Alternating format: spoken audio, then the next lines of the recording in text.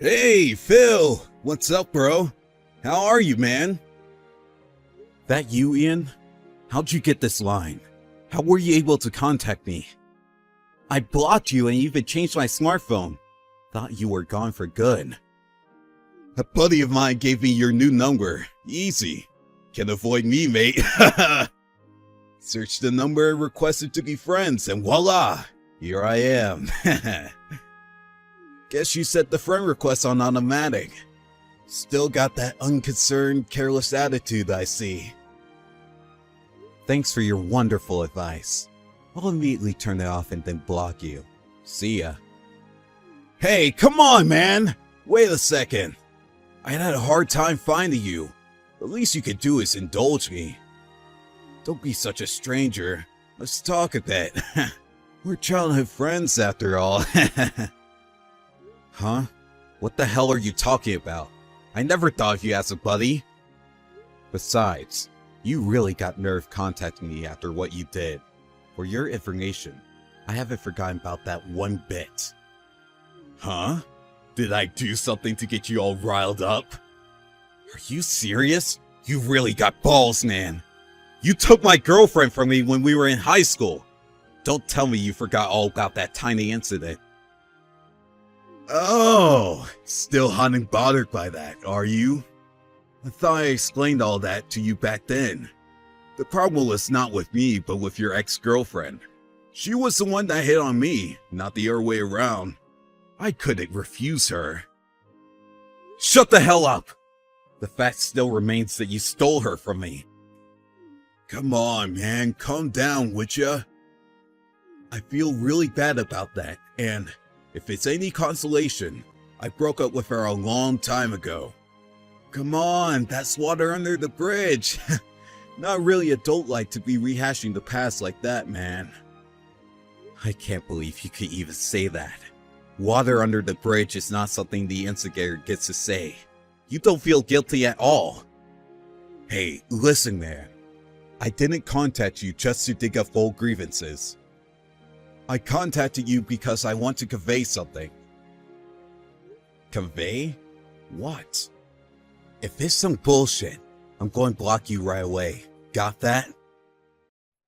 Alright, man. Take it easy. Anyways, just want to tell you that, well, I'm getting married. I mean, I already submitted the documents at City Hall, so officially I'm already a married man. Yippee. Okay, see ya. No interest whatsoever. Ready to get blocked? A little more of your time, please. To be honest, I really didn't want to get married, but luck would have it, I got her pregnant. Just once or twice and boom! I'm a father. Go figure. She was like, take responsibility. As if it was just my fault. Takes two to play the game. So, you contact me just to let your frustrations out. Is that it? I have zero interest in your life, so any laying out frustrations, go do it somewhere else, would ya? Unlike you, I got a shitload of things to do. Hey, come on, man, give me a break! My marriage has something to do with you, too. Huh? What's your marriage got anything to do with me? I hope you're not asking me to attend your wedding. If you did, I really have serious doubts about you. No way! Hell, we don't have that kind of money. Can't hold a wedding. Hey, on a different note, you're currently going out with someone, right? Was her name Katie or something? Why the hell do you know her name? Yeah, that's right. What's it to you? She's got nothing to do with all this. Sorry to dash your hopes. She's got plenty to do with it. Okay, don't fall off your chair when you hear this. This girl I'm marrying, get ready for it. It's none other than Katie, your precious girlfriend. What? Sorry, man. I knocked your girlfriend up. Really sorry, man. Have you gone off your rockers? Seriously? Are you really being serious? I know. Hurts, doesn't it? But facts are facts. Sorry, boy oh boy. I went and did it again. What a jerk, am I right? About 3 months ago, I heard you got a girlfriend. I figured I should say hello. When I saw Katie's beautiful face, well, I fell in love with her. You know love at first sight stuff. So after that, I zeroed in on her. And this was the result. Are you serious? Katie? Katie had a fling with you? No way. That's not possible. You're lying. Not Katie. Yeah, I know. Don't want to believe it, right? But unfortunately, it's true. I feel so bad about it, man. I gotta say, all your past girlfriends have been such nice babes. Just gets me worked up and want to steal them away from you. Man, you are serious. I can't believe this. Yeah, so sorry, buddy. Just let it go, man. There are other girls. You just didn't have the appeal, that's all. Phil, you're still young and smart. Plenty of seeing the fish, buddy. I have to say, you're going to have a hard time finding a girl like Katie, that's for sure. Man, unbelievable. You said she was pregnant and you already submitted the documents? Didn't really expect it to be you, Ian. Didn't expect that, huh? Never thought I'd screw you over twice. Yeah, I feel for you, bro. Don't go jumping off any buildings. No. You got it totally backward. I'd never thought I'd see the day when I would thank you. Ian, my bro. Thanks so much. You're my knight in shining armor. My hero. Huh? What the hell are you talking about? Your hero? What the hell does that mean? Oh yeah, Katie. Nice girl and all, but she gets to be a little, actually, very possessive. Huh? She's what some call bipolar Betty, and really moody sometimes. At first she was okay, pretty normal. Then it started right out of the blue. Constant lying messages. You ignore her, and she goes ballistic. She called me late at night and would talk non-stop for hours on end. I couldn't get a wink of sleep. If she disliked something I said, she'd bawl me out relentlessly. If I even talk to another girl, she becomes totally hysterical. There's no way of calming her down after that. She turns into an animal almost, scratching and clawing. She even bit me once. To be honest, I fear for my life. Man, I can't count how many dishes she broke at my place. I have none left. Huh? Are you serious?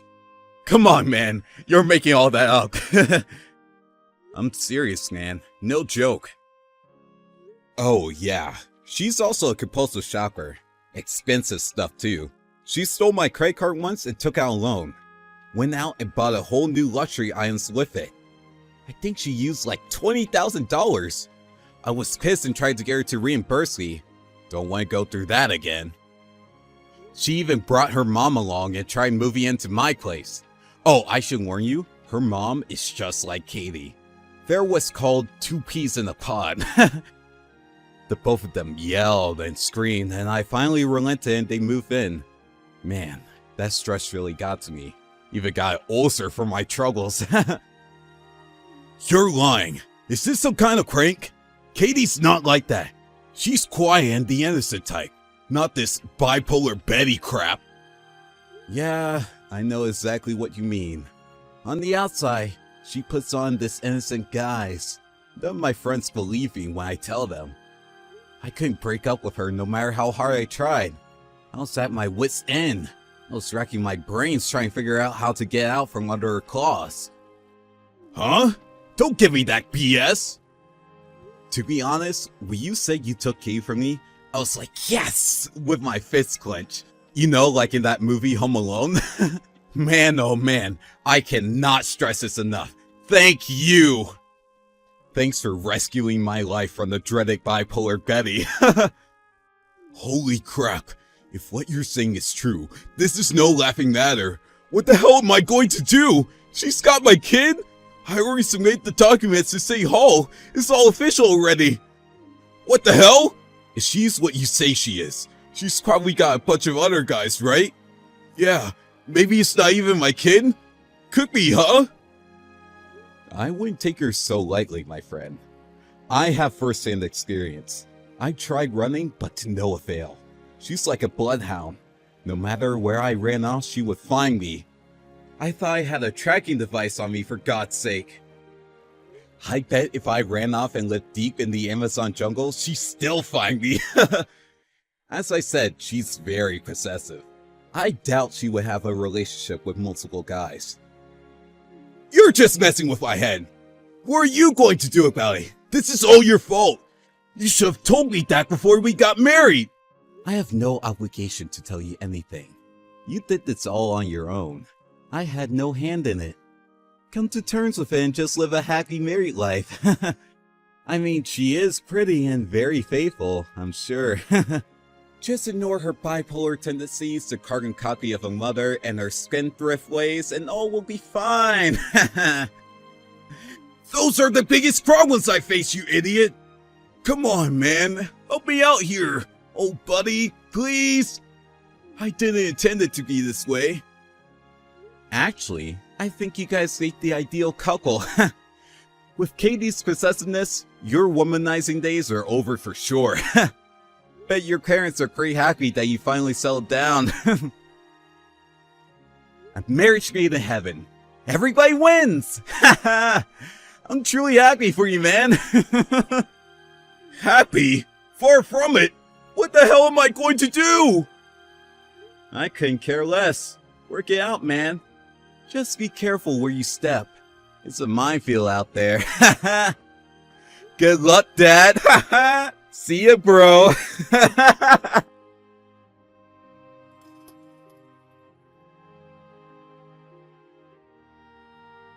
He contacted me several times after that wanting my help.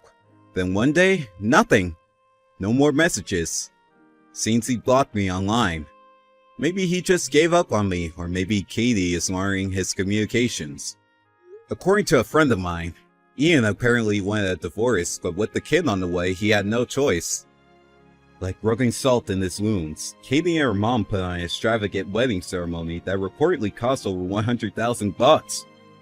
What's more, he was made to pay upwards of $20,000 for their honeymoon, with her mom in tow. I hear he was deep in debt and their marriage was just starting out. You go out of your way to steal someone's girlfriend, and you reap the consequences.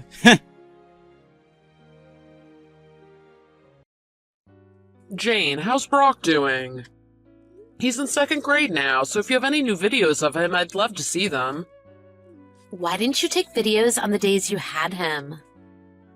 But it's just once a month. Kids grow up so fast. You still had plenty of time to take videos. I've had enough of you sending me these kinds of texts all the time.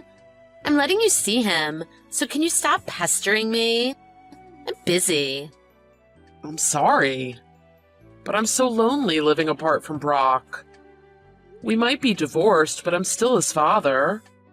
I think it's normal to want to know how my own child is doing. You're the one who wanted a divorce. You should have thought about being lonely before you did that.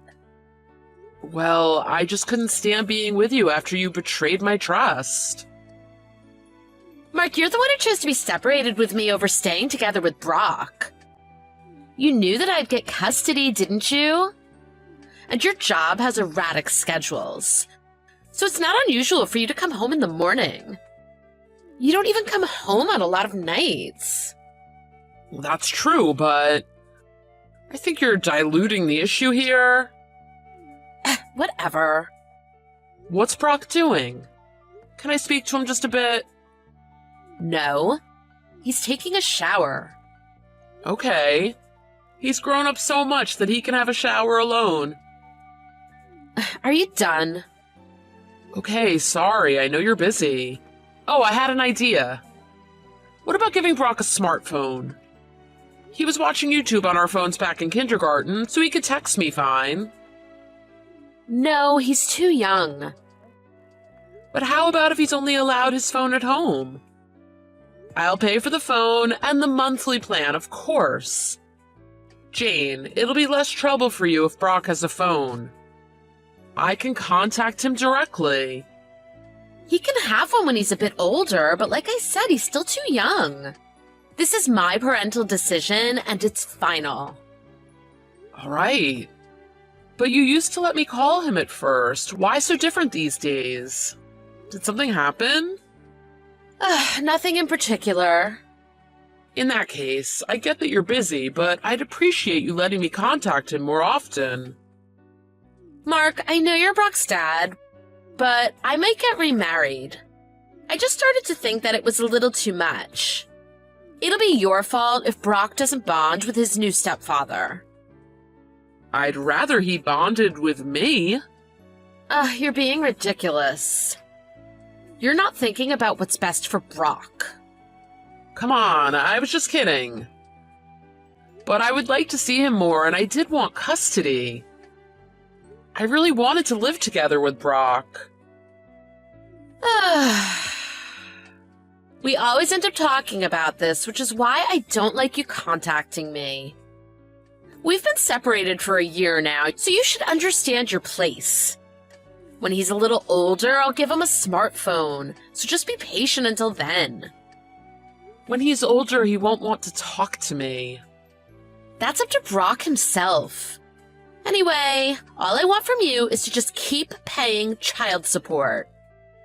I only want contact when we arrange for you to meet him. That's taking it too far. I just want you to give it a little thought about me talking to Brock more often. We said that we'd discuss and deal with raising him together, right? You're being a real pain. I'm the one with custody. I'm the one who has to look after him 24/7. Don't make me repeat myself ever again.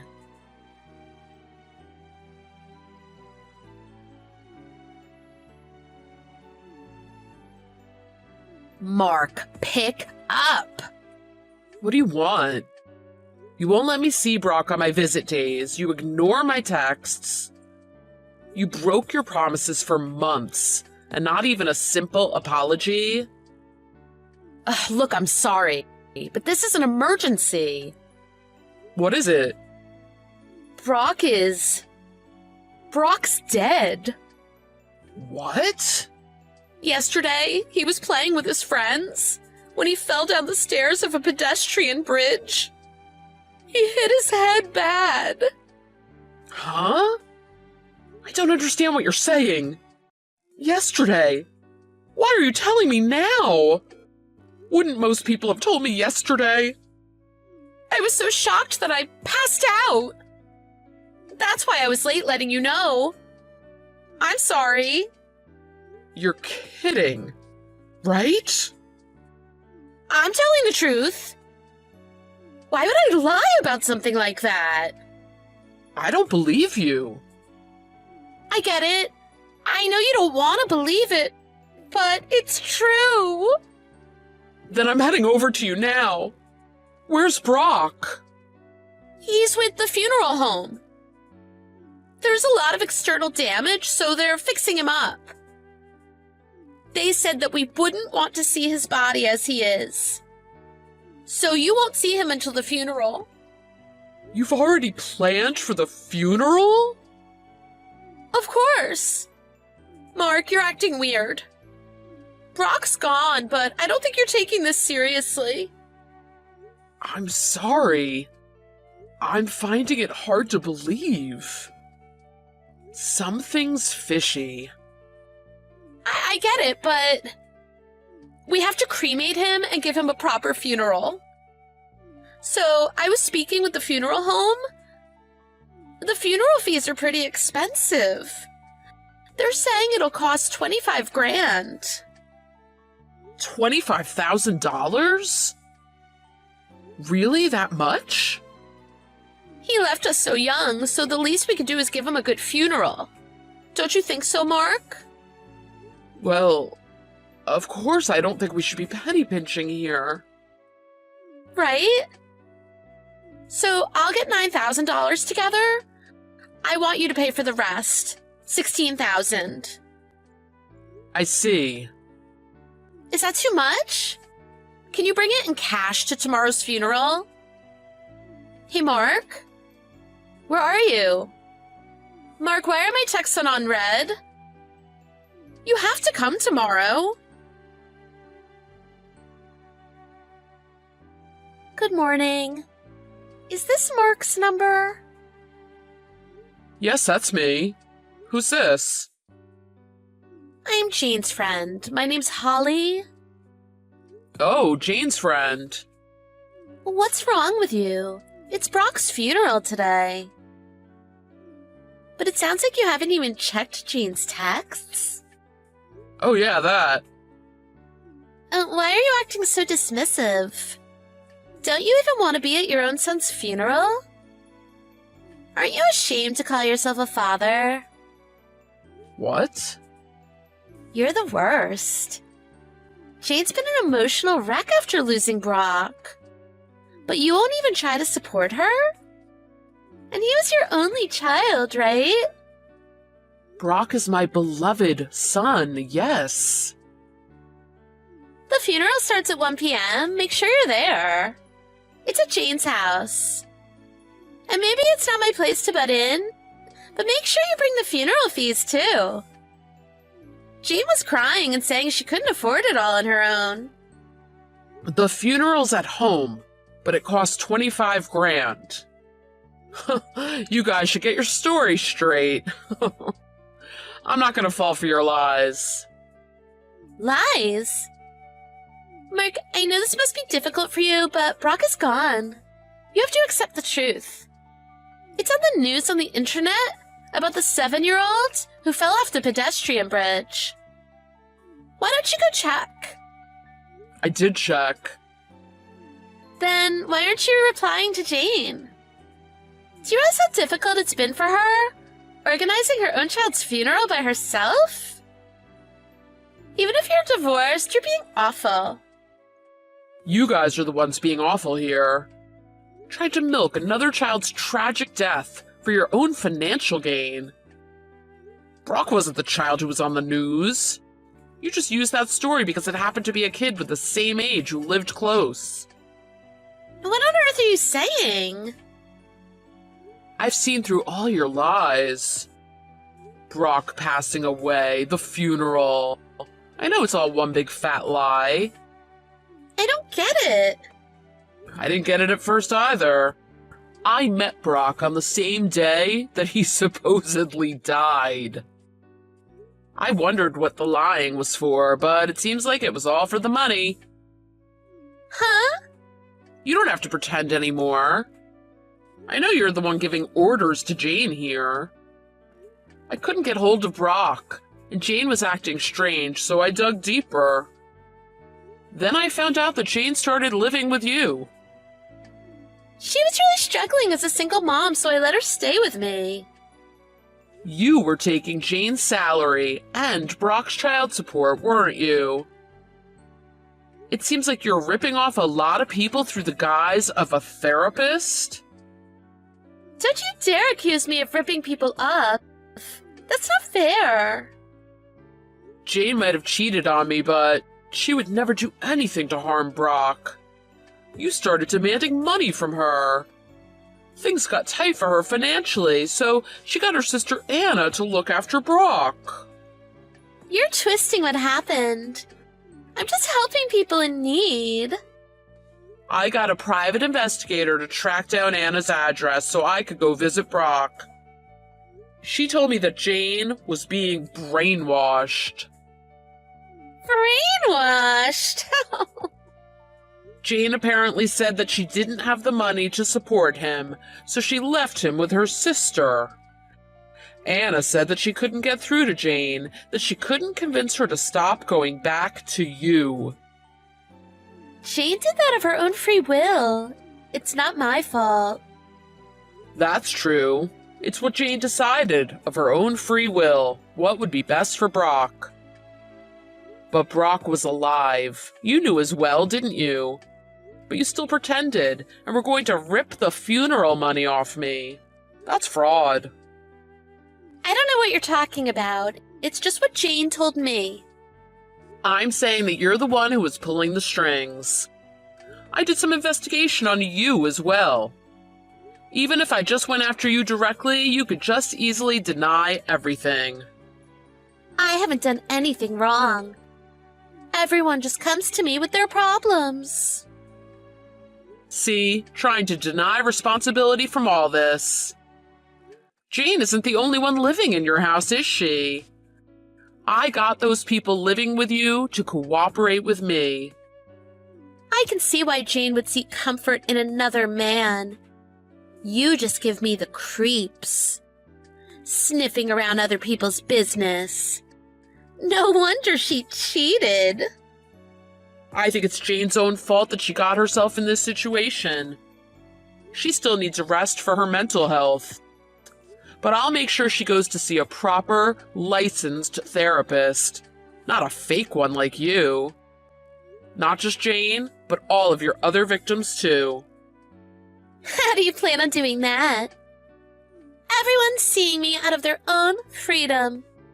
If you're arrested, I guess that solves the problem. Me? Arrested? I think there are plenty of things you should be charged for.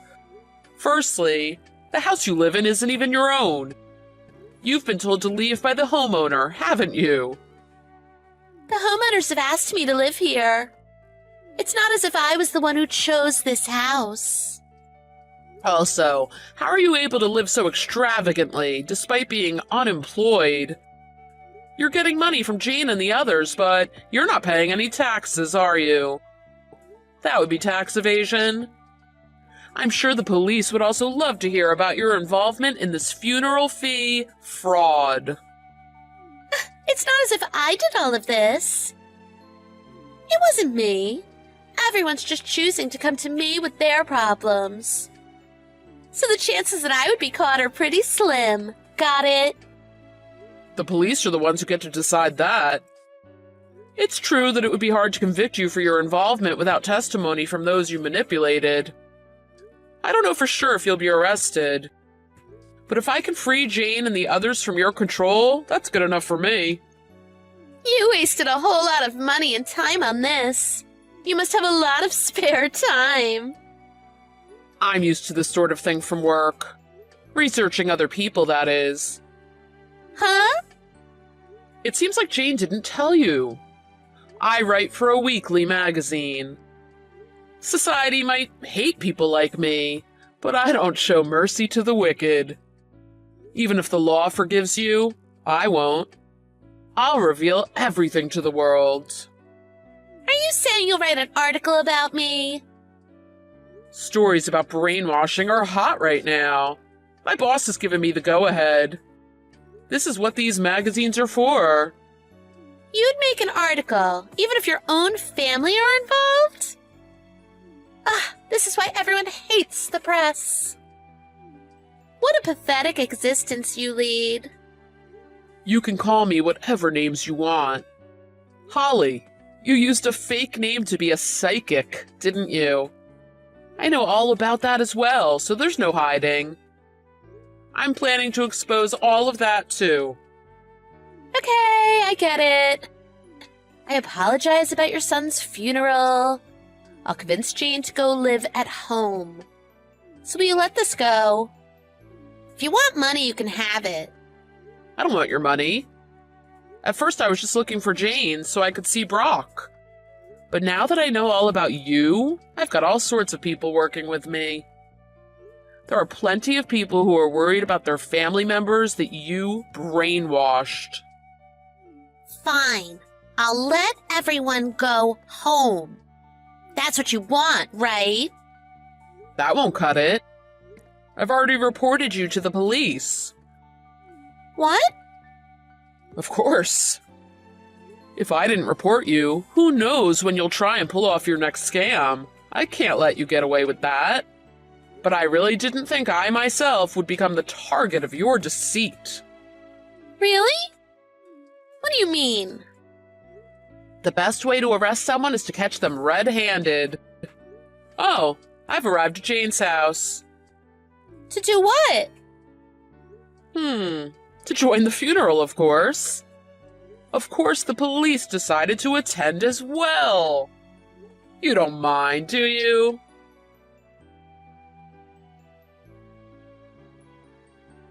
Afterwards, I entered Jane's house with the police, who intended to catch the scammers in the act. Jane and Holly were arrested. On account of it being her first crime and being coerced by Holly, Jane was found not guilty.